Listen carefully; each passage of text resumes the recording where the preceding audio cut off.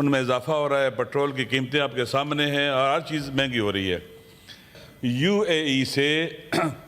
ہزاروں کی تعداد میں یا بڑی تعداد میں پاکستانیوں کا بے دخل کیا جانا۔ دیکھیں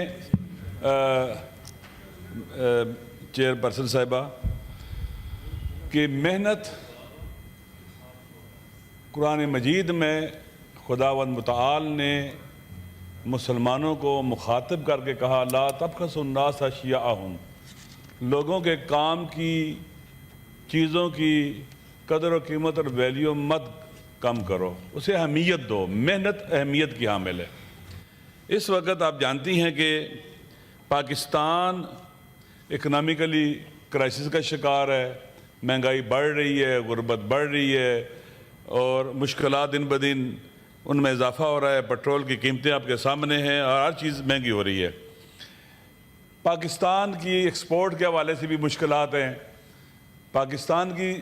ایک بڑی آمدنی ریمیٹنسز ہیں جو پاکستان میں کہ جو پاکستانی اوورسیز ہیں وہ بیچتے ہیں،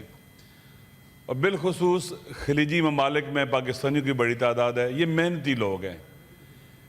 محنت کش لوگ ہیں اور خون پسینے کی کمائی سے اپنے گھر بھی چلاتے ہیں، اپنا ملک بھی چلاتے ہیں۔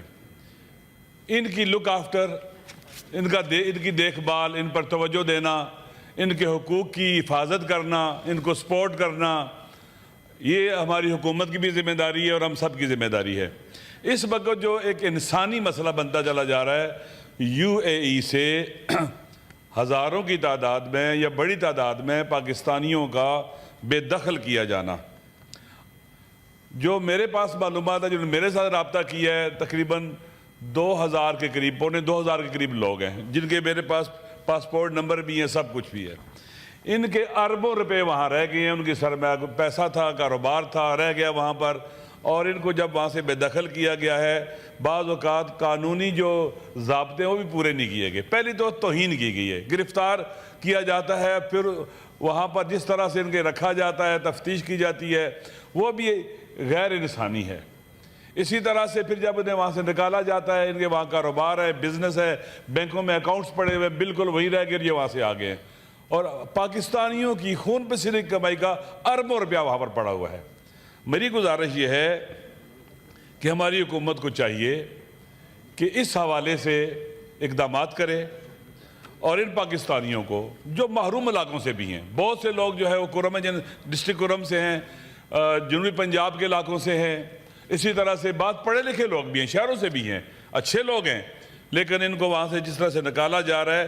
الٹیمیٹلی یہ ان کے ساتھ زیادتی ہے، ان کے حقوق پامال ہوئے ہیں۔ یہ ہیومن رائٹس کا بھی مسئلہ ہے، یہ اوورسیز کا بھی مسئلہ ہے، اور یہ ہمارے فارن ریلیشننگ کا بھی مسئلہ ہے۔ لہٰذا میرا چند مطالبات ہیں، ان پر توجہ دی جائے کہ ہماری وزارت خارجہ سے مطالبہ کرتا ہوں کہ یو اے ای حکومت سے اعلیٰ سطح پر سفارتی رابطے کیے جائیں، مذاکرات کیے جائیں، متاثرہ پاکستانیوں کو اپنے کاروبار، جائیدادوں اور اثاثوں کو محفوظ بنانے اور قانونی معاملات نپٹانے کا مناسب موقع دیا جائے،